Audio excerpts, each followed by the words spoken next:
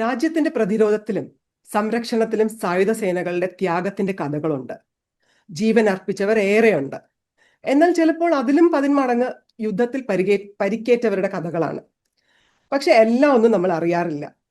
അവർക്ക് എന്ത് പറ്റി, പിന്നെ അവരെന്ത് ചെയ്യുന്നു, അവരുടെ ജീവിതം എങ്ങനെ മുന്നോട്ട് പോകുന്നു, അതിനെപ്പറ്റി ഒന്നും നമുക്ക് ഒരു അറിവുമില്ല. ആരും ചോദിക്കാറുമില്ല. മാർട്ടിയേഴ്സ് ആർ ലോഡഡ്, ഡിസേബിൾഡ് ആർക്കും അറിയില്ല. വിനോദ് സർ, ഒരു ചോദ്യം. രാജ്യത്തിന് വേണ്ടി പോരാടി പരിക്കേറ്റ സൈനികർക്ക് ഡിസേബിലിറ്റി പെൻഷൻ ഉണ്ട്. പക്ഷെ ഇപ്പോ അതിനും ടാക്സ്. അതെന്ത് കണ്ണിൽ ചോരയില്ലാത്ത പരിപാടിയാണ് സർ? ചോദിക്കുന്നത് പക്ഷെ ഞാനല്ല. കാർഗിൽ യുദ്ധത്തിൽ പരിക്കേറ്റ ഒരു സൈനികന്റെ ഭാര്യയാണ് ശിഖ മണ്ഡലോയ്. സോഷ്യൽ മീഡിയയിൽ കൂടി അവർ നടത്തിയ പ്രതികരണം ഓരോ ഭാരതീയനെയും ചിന്തിപ്പിക്കാവുന്നതാണ്. 2026 ബഡ്ജറ്റിൽ സൈനികരുടെ ഡിസബിലിറ്റി പെൻഷന് നികുതി ഏർപ്പെടുത്താനുള്ള ഈ തീരുമാനം, അതിന്റെ പിന്നിലെ നയപരമായ യുക്തി എന്താണ് സർ? അഞ്ജന, നമ്മൾ പലപ്പോഴും വൈകാരികമായി ചിന്തിക്കുന്ന ആളുകളാണ്. പ്രത്യേകിച്ച് ഒരു സൈനികന്റെ ബാധിക്കുന്ന ഒരു കാര്യമായാൽ അതിനെ വൈകാരികമായി ചിന്തിക്കും. ഉദാഹരണത്തിന് ഞാനൊരു കാര്യം പറയാം. ഒരു സൈനികൻ അപകടത്തിൽ മരിച്ചാൽ പോലും നമ്മുടെ മാധ്യമങ്ങൾ എഴുതുന്നത് വീരമൃത്യു എന്നാണ്. ശരിക്കും പറഞ്ഞാൽ വീരമൃത്യു എന്ന് പറയുന്നത് യുദ്ധത്തിൽ ശത്രുവുമായിട്ടുള്ള ഏറ്റുമുട്ടലിൽ മരിക്കുന്നതിനെയാണ് വീരമൃത്യു എന്ന് പറയുന്നത്. ഈ വൈകാരികമായ തലം ആളുകൾ ഉപയോഗിക്കുന്നത് കൊണ്ട് ഇന്നിപ്പോൾ ഒരു സൈനികൻ മരിച്ചു, അപകടത്തിൽ മരിച്ചു എന്ന് പറഞ്ഞാൽ ആളുകൾക്ക് അക്സെപ്റ്റബിൾ അല്ല. അതാണ് നമ്മുടെ നാട്ടിലെ സാധാരണക്കാർക്ക് സൈനികനോടുള്ള ആദരവും ബഹുമാനവും. ഇത് നമ്മൾ ഒരിക്കലും മറക്കാൻ പാടില്ല. ഈ വാർത്ത ഞാൻ ആദ്യമായിട്ട് ഇപ്പം ഈ പറഞ്ഞ ശിഖ മണ്ഡലോയുടെ ഒരു വീഡിയോ ഞാനും ആദ്യമായിട്ട് കാണുന്നത്. ഞങ്ങളുടെ ENT സർജന്മാരുടെ സ്റ്റേറ്റിൽ ഒരു സീനിയർ ഗ്രൂപ്പുണ്ട്, ഒരു വാട്സപ്പ് ഗ്രൂപ്പുണ്ട്. അതിനകത്ത് ഒരു വളരെ സീനിയർ ആയിട്ടുള്ള ഒരു ഡോക്ടർ പോസ്റ്റ് ചെയ്തതാണ്. ഇത് വേറെയും ഡോക്ടർമാരുടെ ഗ്രൂപ്പുകളിൽ ഞാൻ കണ്ടു. പല സ്ഥലത്തും ഇത് മലയാളികൾ ഇതങ്ങനെ അറിഞ്ഞു വരുന്നേ ഉള്ളൂ. അതുകൊണ്ട് തന്നെ എനിക്കും പെട്ടെന്ന് ഇത് കണ്ടപ്പോൾ വലിയ ഒരു ദുഃഖം തോന്നി. എന്തിനാണ് മോദി ഗവൺമെൻറ് ഇത്രയും സൈനികർക്ക് വേണ്ടി പല കാര്യങ്ങളും ചെയ്യുന്ന, സൈനികരുടെ താല്പര്യങ്ങൾ സംരക്ഷിക്കുന്നു നമ്മൾ കരുതുന്ന, ദീപാവലിക്കും പല വിശേഷ ദിവസങ്ങളിലും പലപ്പോഴും സൈനികരുടെ ഈ മലനിരകളിലുള്ള സൈനികരോടൊപ്പം ചെലവഴിക്കുന്ന ഒരു പ്രധാനമന്ത്രി രാജ്നാഥ് സിംഗ്, ഇവരൊക്കെ എന്തിനാണ് ഇത് ചെയ്തത്? ഡിഫൻസ് മിനിസ്റ്റർ ആയിരുന്ന ആളാണ് നിർമ്മല സീതാരാമൻ. ഫിനാൻസ് മിനിസ്റ്റർ ആകുന്നതിന് മുമ്പ് എന്തുകൊണ്ട് ഇങ്ങനെ ചെയ്തു എന്ന് തീർച്ചയായിട്ടും ഞാനും അത്ഭുതപ്പെട്ടു. ഞാൻ ഏകദേശം 1 മണിക്കൂറോളം ഇതിനു വേണ്ടി എൻ്റെ കയ്യിലുള്ള എല്ലാ സംവിധാനങ്ങളും, അത്യാവശ്യം നല്ല സംവിധാനങ്ങൾ പലതും ഉണ്ട്, അങ്ങനെ ചികഞ്ഞപ്പോഴാണ് ഇതിൻ്റെ യാഥാർത്ഥ്യം എനിക്ക് ബോധ്യപ്പെട്ടത്. അത് ഞാൻ നിങ്ങളോടൊന്ന് പറയാം. എന്താണെന്നറിയാമോ? ഇത് അർത്ഥസത്യങ്ങളാണ് നാം കേൾക്കുന്നത്. അർത്ഥസത്യങ്ങൾ പലപ്പോഴും ഈ അർത്ഥസത്യങ്ങളെ പലപ്പോഴും ഇത് എലക്ഷൻ സമയമാണ്, കേരളത്തിൽ എലക്ഷൻ സമയമാണ്. അതുകൊണ്ട് തന്നെ ഇതിനെ വളരെ ഭംഗിയായിട്ട് ആളുകൾ ഉപയോഗിക്കുന്നുണ്ട്. എന്താണ് ഈ അർത്ഥസത്യം? അഞ്ജന പറഞ്ഞ ആ ഒരു പോയിന്റ് വളരെ കറക്റ്റാണ്. അതായത് ഡിസബിലിറ്റി പെൻഷൻ ടാക്സബിൾ ആക്കി. എന്നാൽ അത് മുഴുവൻ സത്യം ഉണ്ടോ എന്ന് ചോദിച്ചാൽ അല്ല എന്നുള്ളതാണ്. ഈ വീഡിയോയിലും അത് പറയുന്നില്ല. ആ വീഡിയോയെ കുറിച്ച് ഞാൻ കൂടുതൽ കാര്യങ്ങൾ ഞാൻ പിന്നെ പറയാം. തൽക്കാലം എന്താണ് ആ സത്യം എന്ന് പറയാം. ഈ 2026 ബഡ്ജറ്റിൽ നിർമ്മല സീതാരാമൻ ബഡ്ജറ്റ് വായിച്ചപ്പോഴൊന്നും, ഇന്നത്തെ കാലത്ത് ബഡ്ജറ്റ് വായിക്കപ്പെടുന്നു ആർക്കും ഒന്നും മനസ്സിലാകാറില്ല. കാര്യം ഞാൻ പണ്ട് പറഞ്ഞ പോലെ രാമായണം ഓരോ രാജ്യത്തെക്കുറിച്ച് പറയാറില്ല, ഓരോ കാര്യങ്ങളെക്കുറിച്ച് പറയാറില്ല, ഡിഫൻസിനെ കുറിച്ച് ഒരു അക്ഷരം പോലും പറഞ്ഞില്ല എന്നുള്ളതും കൂടെ നമ്മൾ ആലോചിക്കണം. അപ്പം ഞാൻ നേരത്തെ പറഞ്ഞത്, ഞാൻ ഇൻവെസ്റ്റർ എന്ന നിലയിൽ ഡിഫൻസിൽ ധാരാളം ഇൻവെസ്റ്റ് ചെയ്തിട്ടുള്ള ഒരു വ്യക്തി എന്ന നിലയിൽ ഞാൻ ഞെട്ടിപ്പോയ ഒരു കാര്യമാണ് എന്തേ ഒന്നും പറയാത്ത. പക്ഷേ അന്ന് ഉച്ചയോടുകൂടിയാണ് ആദ്യത്തെ വാർത്ത വരുന്നത്. ഡിഫൻസിനെ ഓൺലേ എക്സ്പെൻസസ്, അതായത് ഡിഫൻസ് ഓവർലേ, എന്താണ് പറയുക, ക്യാപിറ്റൽ ഓവർലേ എന്നാണ് അതിന് കറക്റ്റ് കണക്ക്. എന്താണ് ക്യാപിറ്റൽ ഓവർലേ എന്ന് പറയുന്നത്? ക്യാപിറ്റൽ ഓവർ എന്ന് പറഞ്ഞാൽ പുതിയ ഡിഫൻസിന്റെ എക്യുപ്മെന്റ്സ് വാങ്ങിക്കാനും അതിൻ്റെ ഉപകരണങ്ങൾ മെച്ചപ്പെടുത്താനും ഉള്ള ചെലവിനെയാണ് ഡിഫൻസ് ഓൺലേ എന്ന് പറയുന്നത്. ഇത് എത്ര വരും? 2021 പെൻഷനും ശമ്പളവും കൂടെ ഏകദേശം 58% ഉണ്ടായിരുന്നു. അതിനുശേഷം പല പ്രാവശ്യം 2021 കാര്യമാണ് പറയുന്നത്. അതിനുശേഷം ഓരോ വർഷവും ഇന്ത്യയുടെ ഡിഫൻസ് ബഡ്ജറ്റ് വർദ്ധിപ്പിക്കും തോറും ഈ പെൻഷൻ ശമ്പളത്തിന്റെ വിഹിതം കുറഞ്ഞു വന്നുകൊണ്ടിരുന്നു ക്രമേണ. ഇനി എന്തുകൊണ്ടാണ് ഇത് ചെയ്തത് എന്ന് അപ്പൊ നമ്മൾ അതിന്റെ ഒരു സത്യം അതാണ് അതിന്റെ ഒരു പക്ഷെ നമ്മൾ സത്യം. അറിഞ്ഞില്ല അല്ലേ, അത് നമ്മൾ അറിഞ്ഞില്ല അല്ലെ ഇങ്ങനെ അല്ല അത് കുറയ്ക്കുന്നുള്ളത് അല്ലേ? ഏത് കുറയ്ക്കുമെന്നുള്ള ഇല്ല ഒന്നും അറിഞ്ഞില്ല. അന്ന് ആ, ആദ്യം ഒന്നും അറിഞ്ഞില്ല. ഞാൻ ഫുൾ കേട്ടതാണ്, ഒന്നും അറിഞ്ഞില്ല. ഇത് ഒരാഴ്ചയ്ക്ക് ശേഷമാണ് ഇതിന്റെ വാർത്തകൾ പുറത്തു വരുന്നത്. അദ്ദേഹം ഈ നമ്മുടെ റിപ്പബ്ലിക് ടി വിയിലൊക്കെ സ്ഥിരമായിട്ട് വരുന്ന ബക്ഷി എന്ന് പറഞ്ഞ മേജർ ബക്ഷി, അദ്ദേഹമാണ് ഇങ്ങനെ ഒരു സാധനം പറഞ്ഞത്. പക്ഷെ അതും ഞാൻ പറയുന്നത് ഇത് ഒരു അർത്ഥ സത്യമാണ്. എന്താണ് സത്യം? അതായത് നമ്മുടെ ഒരാൾക്ക് യുദ്ധത്തിൽ പരിക്കേറ്റ്, ഒരു സൈനികനോ ഒരു ഓഫീസർക്കോ യുദ്ധത്തിൽ പരിക്കേറ്റ് അദ്ദേഹത്തിന്റെ സേവനം, അദ്ദേഹത്തിന് ഒരു കയ്യോ കാലോ ഒക്കെ പോയി, അല്ലെങ്കിൽ യുദ്ധത്തിന് ഇനി സൈന്യത്തിന് ചെലവഴിക്കാൻ പറ്റില്ല, സൈന്യ സേവനം അനുഷ്ഠിക്കാൻ പറ്റില്ല എന്ന് പറഞ്ഞ് അദ്ദേഹം റിട്ടയർ ചെയ്യുകയാണെങ്കിൽ, അല്ലെങ്കിൽ റിട്ടയർ ചെയ്യിക്കുകയാണെങ്കിൽ അതിന് ഇൻവാലിഡേറ്റഡ് എന്നാണ് പറയുക. ഇൻവാലിഡേറ്റഡ് അദ്ദേഹത്തെ ഇൻവാലിഡേറ്റഡ്. അവർക്കുള്ള ഡിസേബിലിറ്റി പെൻഷന് ടാക്സ് ഏർപ്പെടുത്തിയിട്ടില്ല എന്നുള്ള സത്യം ആരും പറയുന്നില്ല എന്നുള്ളതാണ് ആദ്യത്തെ ഇതിനകത്തുള്ള അർത്ഥസത്യം. രണ്ട്, ആർക്കാണ് ഇത് ചെയ്യുന്നത്? ഈ ഒരു യുദ്ധത്തിൽ ഒരാൾക്കൊരു പരിക്കേറ്റിട്ടുണ്ടെങ്കിലും അയാൾക്ക് സൈന്യത്തിൽ തുടരാനുള്ള കഴിവുണ്ടെങ്കിൽ, ഒരു സാധാരണ സൈനികനാണെങ്കിൽ ഒരു കാലോ കയ്യോ പോയി കഴിഞ്ഞാൽ യുദ്ധത്തിൽ പങ്കെടുക്കാൻ സാധിക്കുകയില്ല. നേരെ മറിച്ച് ഒരു ഓഫീസർ ആണെങ്കിൽ അദ്ദേഹത്തിന്റെ തല അപ്പോഴും വർക്ക് ചെയ്യുന്നുണ്ട്. അപ്പൊ പല പ്ലാനിങ്ങില്, കാര്യങ്ങൾ തീരുമാനിക്കുന്നതിൽ, പല കാര്യങ്ങളിലും ഒരു ഓഫീസർക്ക് ചെയ്യാൻ പറ്റും. ഒരു പക്ഷെ സൈനികനും വേറെ പല സ്ഥലങ്ങളിലും അപ്പൊ അവർക്ക് അവരുടെ ഫുൾ ശമ്പളത്തോടുകൂടി അവരുടെ ഫുൾ കാലാവധി കഴിയുന്നത് വരെ, അതിന് നമ്മൾ പറയുക, നമ്മുടെ ഭാഷയിൽ പറഞ്ഞ സൂപ്പർ ആനുവേഷൻ എന്ന് പറയും. അങ്ങനെ സൂപ്പർ ആനുവേഷൻ പറ്റി ഒരാൾക്ക് പിന്നെ പെൻഷൻ പറ്റുകയാണെങ്കിൽ, എല്ലാവിധ ശമ്പളവും കിട്ടി പെൻഷൻ പറ്റുന്ന സമയത്ത് ലഭിക്കുന്ന ഡിസബിലിറ്റി പെൻഷനാണ് ടാക്സബിൾ ആക്കിയിരിക്കുന്നത്. ഇനി ഇതെന്തുകൊണ്ടെന്ന് രണ്ട് കാരണങ്ങളാണ് നമ്മൾ മനസ്സിലാക്കുക. ഒന്ന്, നമ്മുടെ ഡിഫൻസിന്റെ എക്സ്പെൻസസിൽ നമ്മുടെ ശമ്പളത്തിന്റെയും സാലറിയുടെയും വിഹിതം ക്രമാതീതമായി വർദ്ധിച്ച് 58% വരെ എത്തിക്കഴിഞ്ഞ സമയത്ത് അത് ക്രമമായി കുറച്ചു കൊണ്ടുവന്നാലേ നമ്മൾക്ക് രാജ്യത്തിന്, നമുക്കറിയാം ഇന്നത്തെ രാജ്യത്തിന് കഴിഞ്ഞ ഒരു വർഷത്തിനകത്ത് ഈ ഓപ്പറേഷൻ സിന്ദൂറിന് ശേഷം ഇന്ത്യൻ ഡിഫൻസ് നടത്തുന്ന പുതിയ നവീകരണത്തിന് നമ്മളെ ഞെട്ടിക്കുന്നതാണെന്ന് പറഞ്ഞു കഴിഞ്ഞാൽ, നമുക്കറിയാം ഈ ഉക്രൈൻ യുദ്ധം വന്നതോടുകൂടി ഡ്രോൺ, അതുവരെ നമ്മളാരും ഡ്രോണുകൾ നമ്മുടെ സിനിമയിൽ ഉപയോഗിക്കുന്ന അറിയാം, കല്യാണത്തിന് വീഡിയോ എടുക്കുന്നതായിട്ട് അറിയാമെന്നല്ലാതെ ഈ ഡ്രോണുകൾ യുദ്ധത്തിന് ഉപയോഗിക്കാമെന്ന് കാര്യമായിട്ട്, അതായത് ചെറിയ ഡ്രോണുകൾ യുദ്ധത്തിന്, അമേരിക്കയുടെയിലൊക്കെ വലിയ പ്രിഡേറ്റർ ഡ്രോണുകളൊക്കെ ഉണ്ട്. പക്ഷെ അതല്ല, അതായത് അതിനൊരു വിമാനത്തിന്റെ പകുതി സൈസെങ്കിലും ഉണ്ട്. ഈ ചെറിയ ചെറിയ ഡ്രോണുകൾ, വെറും $500 ഡ്രോണുകൾ ഉപയോഗിച്ച് റഷ്യയ്ക്ക് വലിയ നാശമാണ്. റഷ്യൻ ടാങ്കുകൾക്കും കവചിത വാഹനങ്ങൾക്കും ഇൻഡിവിജ്വൽ ആയിട്ടുള്ള സോൾജേഴ്സിനും അല്ലെങ്കിൽ പട്ടാളക്കാർക്കൊക്കെ വലിയ നാശമാണ് ഉക്രൈൻ വരുത്തിയത്. അതിന് ടർക്കി സഹായിച്ചിട്ടുണ്ട്, പല രാജ്യങ്ങളും സഹായിച്ചിട്ടുണ്ട്. ഇതേ ടർക്കിയാണ് പാകിസ്ഥാന് ഇതുപോലെ വലിയ ആയുധങ്ങൾ കൊടുത്തത്. അപ്പൊ ഇനി ഒരു യുദ്ധം ഡ്രോണുകൾ ഉപയോഗിച്ചായിരിക്കും, ഇലക്ട്രോണിക് വാർഫെയർ ഉപയോഗിച്ചായിരിക്കും. നമ്മൾ തൊട്ട് മുമ്പ് റെക്കോർഡ് ചെയ്ത വീഡിയോയിൽ പറയുണ്ടായി നമ്മുടെ ഇന്റഗ്രേറ്റഡ് എയർ ഡിഫൻസ് സിസ്റ്റം.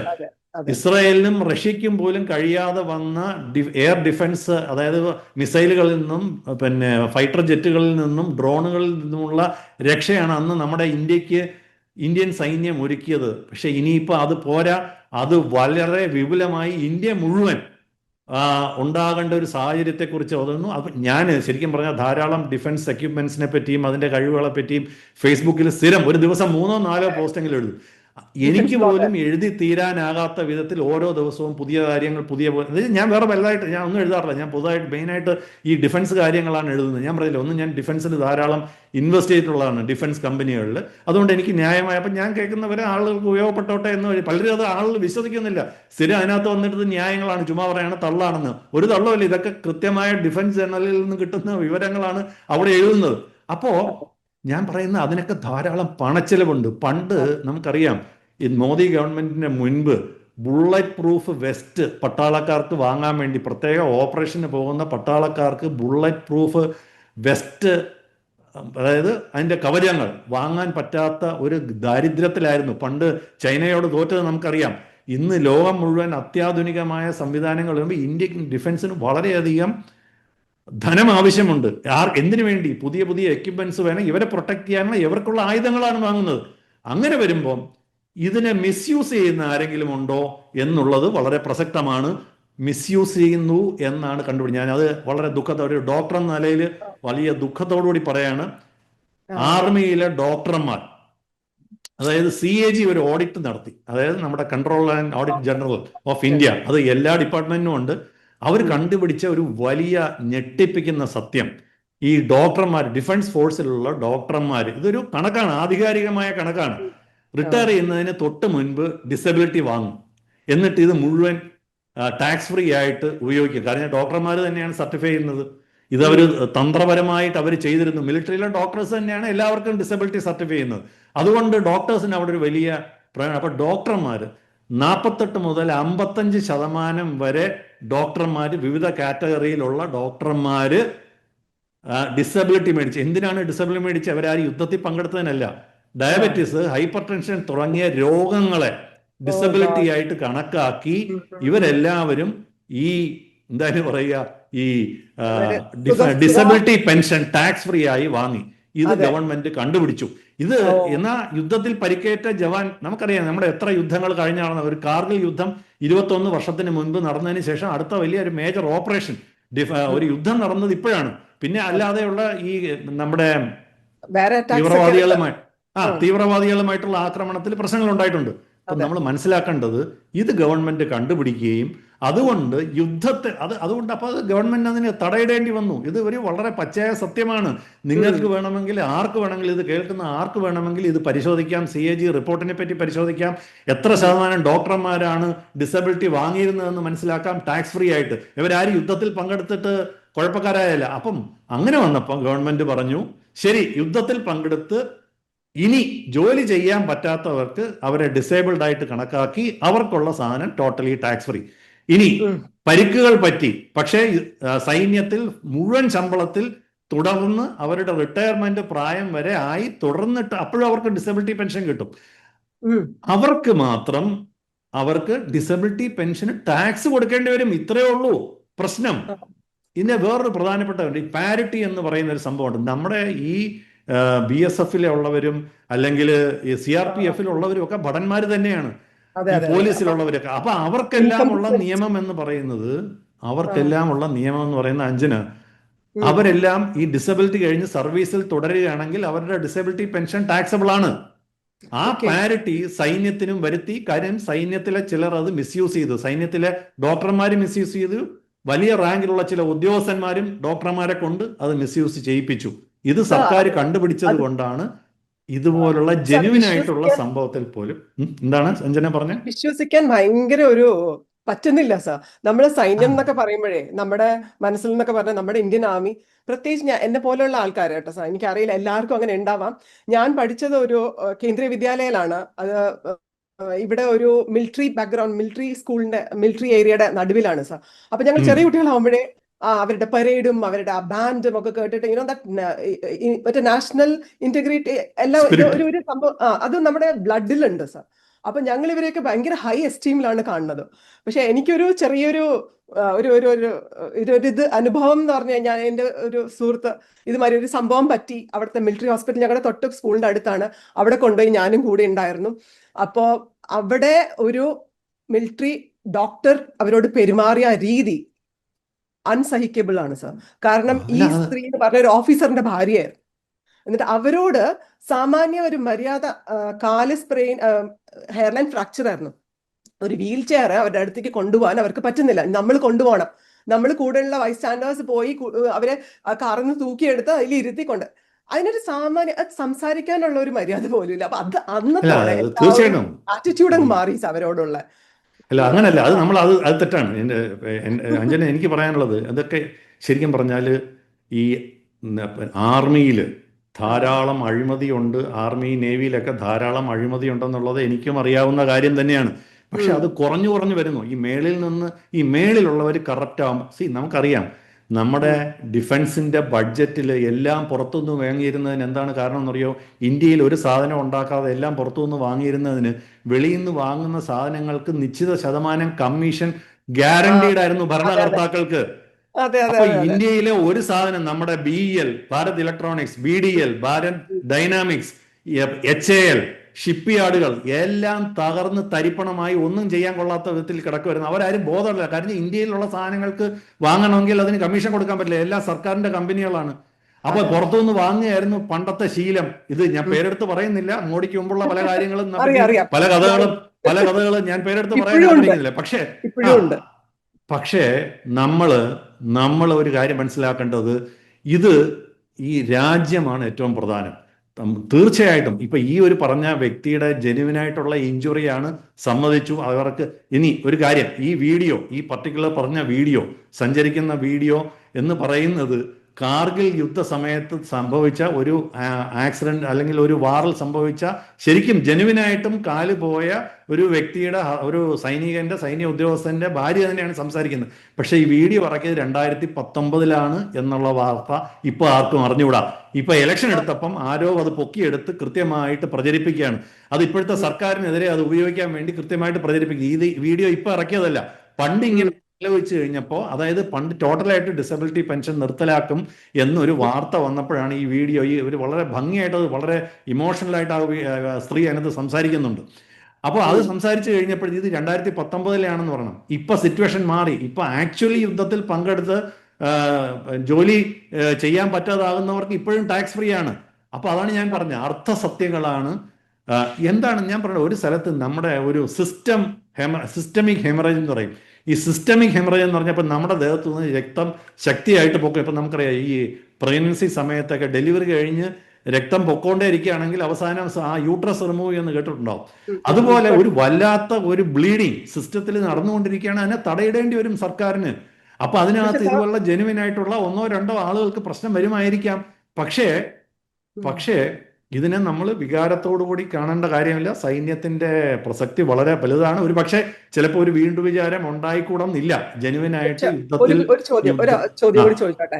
ഇപ്പൊ ഇങ്ങനെയാണെങ്കിൽ ഇനി മുതൽ യുദ്ധത്തിൽ പരിക്കേറ്റാല് ഇങ്ങനെ ഒരു സംഭവം ഡിസബിലിറ്റി പെൻഷൻ ടാക്സബിൾ ആക്കിയ അവസ്ഥയ്ക്ക്, അപ്പൊ അവര് വിചാരിക്കില്ലേ അവരുടെ ആ ദേശഭക്തി, ഇപ്പൊ ഈ കാർഗിൽ യുദ്ധത്തിൽ ഇദ്ദേഹത്തിന്റെ പോലെ ഇത് കഴിഞ്ഞിട്ടും പുള്ളി കണ്ടിന്യൂ ചെയ്തു നമ്മുടെ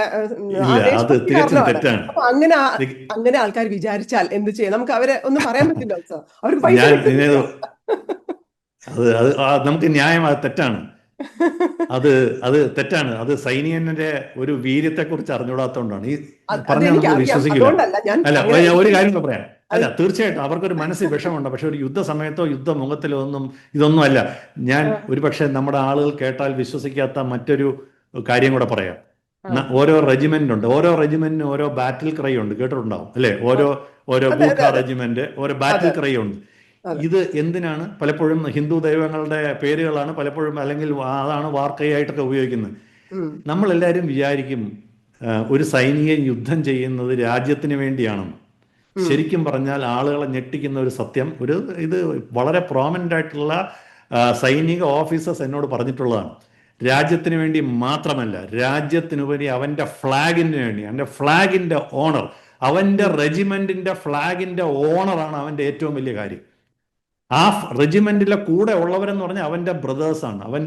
അവിടെ അതിനകത്ത് ജാതിയില്ല, മതമില്ല, ഒന്നുമില്ല. അപ്പൊ ആ ഫ്ലാഗിന്റെ ഓണറാണ് അവരുടെ പ്രൈമറി സ്പിരിറ്റ് എന്ന് പറയുന്നത്. അതായത് അവരുടെ റെജിമെന്റ് ഒരു കാരണവശാലും പുറകോട്ട് പോകാൻ പാടില്ല.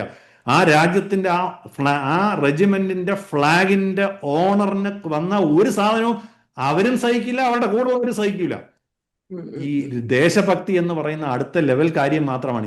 ഇത് പറഞ്ഞ ആള് എനിക്കറിയാം എത്ര പേര് അത് വിശ്വസിക്കുന്നത്. പക്ഷെ ഇത് ജെനുവിൻ ആയിട്ടുള്ള വളരെ വളരെ സീനിയർ ആയിട്ടുള്ള ഓഫീസേഴ്സ് എന്നോട് നേരിട്ട് പറഞ്ഞിട്ടുള്ളത്. ഓണർ ഓഫ് ദെയർ ഫ്ലാഗ്, നമ്മുടെ ദേശീയ ഫ്ലാഗിന്റെ കാര്യം എന്താണെന്ന് തെറ്റിദ്ധരിക്കരുത്. അവരുടെ റെജിമെന്റൽ ഫ്ലാഗ്, അതിന്റെ ഓണർ എന്ന് പറയുന്നത് അത് ബാക്കിയെല്ലാം അതിന് ശേഷമാണ്. അതിന്റെ ഭാഗമാണ് അവിടെ രാജ്യത്തിന് വേണ്ടി പൊരുതുന്നത്. അതുകൊണ്ട് അവരുടെ പെൻഷൻ ഒന്നും അവർക്കൊരു വിഷമം ഉണ്ടായിരിക്കും. പക്ഷെ ഒരു ക്രൈസിസ് വരുമ്പം ഇതൊന്നും അവർക്കൊരു പ്രശ്നമല്ല. അവർ ഈ പെൻഷൻ അല്ലെങ്കിൽ ഈ വിധവാ പെൻഷന് വേണ്ടിയോ അല്ലെങ്കിൽ ഈ ഡിസബിലിറ്റി പെൻഷന് വേണ്ടിയാണ് അവർ സൈന്യത്തിൽ ചേർന്നത്. ഒന്നുമില്ല, അവർ ഈ സൈന്യത്തിൽ ചേർന്ന ജോലിക്ക് വേണ്ടിയാണെങ്കിൽ പോലും സൈന്യം അവരെ തയ്യാറാക്കി എടുക്കുന്നത് ആ ലെവലിലേക്കാണ്. അവരുടെ ജീവൻ പണയം വെച്ച് യുദ്ധം ചെയ്യാൻ, ജീവൻ ത്യജിച്ച് യുദ്ധം ചെയ്യാനുള്ള എത്രയോ കഥകൾ. ആ സമയത്തൊന്നും ഇതൊന്നും ആരും ഓർമ്മിക്കാൻ പോണില്ല.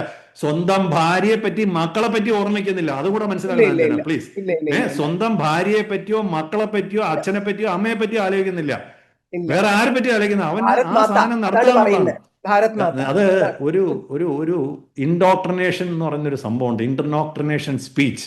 ഉം. എല്ലാ കമാൻഡർമാരും അത് അവരത് സംസാരിച്ചു കഴിഞ്ഞാൽ അതിന്റെ ഒരു എക്സാമ്പിൾ ആക്കണമെങ്കിൽ ഇൻഡിപെൻഡൻസ് ഡേ എന്ന് പറയുന്ന മൂവിയിൽ ഒരു ഉം. അമേരിക്കൻ പ്രസിഡന്റിന്റെ ഒരു സ്പീച്ച് ഉണ്ട്, കേട്ടു നോക്കണ്ട, അത് യൂട്യൂബിൽ തിരക്കിയാൽ കേട്ടോ. അതാണ് ഇൻഡോക്ട്രിനേഷൻ. അത് കേട്ട് കഴിഞ്ഞാൽ കുറച്ചെങ്കിലും ജീവനുള്ളവൻ എഴുന്നേറ്റ് നിന്ന് യുദ്ധം ചെയ്യും. അതാണ് അവരുടെ ആ വാക്കുകളുടെ ശക്തി, അല്ലെങ്കിൽ അവരുടെ റെജിമെന്റിന്റെ ശക്തി, ഒരുമ, സാഹോദര്യം, അവരുടെ ഫ്ലാഗിന്റെ ഓണർ എന്ന് പറയുന്നത്. അപ്പൊ അതൊന്നും മനസ്സിട്ടല്ല ഒരിക്കലും ഒരു പട്ടാളക്കാരൻ. അതുകൊണ്ട് അതൊന്നും ബാധിക്കുമെന്ന്. പക്ഷെ എന്നാലും നമുക്ക് കേൾക്കുമ്പോൾ സാധാരണക്കാർക്ക് ഒരു സങ്കടവും വലിയ ഒരു വലിയ കഷ്ടവും. സങ്കടം തോന്നും. ആ. എനിക്കത് തോന്നി, എന്താ ഇങ്ങനെ സംഭവിച്ചു. പക്ഷെ അതിന് വേറെ നിവർത്തിയില്ലാത്തതുകൊണ്ടാണ്, ഇതിനെ മിസ്യൂസ് ചെയ്യുന്നത് കൊണ്ടാണ്. ഈ മിലിറ്ററി തന്നെയുള്ളവർ സാധാരണ സമയത്ത് അത് മിസ്യൂസ് ചെയ്തുകൊണ്ടാണ് ഇങ്ങനെ ഉണ്ടായത്. ഒരു പക്ഷേ ഈ എതിർപ്പുണ്ടായ സാഹചര്യത്തിൽ യുദ്ധത്തിൽ പരിക്കേറ്റവർക്ക് ഉള്ള ആ സാധനം എപ്പോൾ വേണമെങ്കിലും സർക്കാരിന് പിൻവലിക്കാമെന്നേ ഉള്ളൂ. അങ്ങനെ പിൻവലിക്കുന്നത് നല്ലതായിരിക്കുമെന്ന് തന്നെയാണ് ഞാൻ വിചാരിക്കുന്നത്. അതായത് ഈ ലൈഫ് സ്റ്റൈൽ ഡിസോർഡർ, ഡയബറ്റീസോ പ്രഷറോ ഒന്നല്ല, സൈനികന് യുദ്ധത്തിൽ പരിക്കേറ്റാൽ അത് ഇനി വേണമെങ്കിൽ സർക്കാരിന് പിൻവലിക്കാവുന്നതേ ഉള്ളൂ. പിൻവലിക്കണമെന്ന് തന്നെയാണ് എൻ്റെ ആഗ്രഹവും. അപ്പൊ അതാണ് ഈ ഒരു വീഡിയോ. പക്ഷെ ഈ വീഡിയോ ദുരുദ്ദേശത്തോടുകൂടി ഇപ്പോ ഇറക്കിയതാണ്, സർക്കുലേറ്റ് ചെയ്യുന്നതാണ്. ഇലക്ഷൻ അടുത്ത് വരുന്നു, അതും നമ്മൾ കാണാതിരുന്നുകൂടെ അതിന്റെ സത്യം മനസ്സിലാക്കണം. ഈ സത്യങ്ങളൊക്കെ ആർക്ക് വേണമെങ്കിലും ഇന്റർനെറ്റിൽ പരതിയാൽ, പരതേണ്ടതുപോലെ പരതിയാൽ കാണുന്ന ഒന്നാണ് എന്ന് മാത്രം പറഞ്ഞുകൊണ്ട് ഇത് അവസാനിപ്പിക്കും.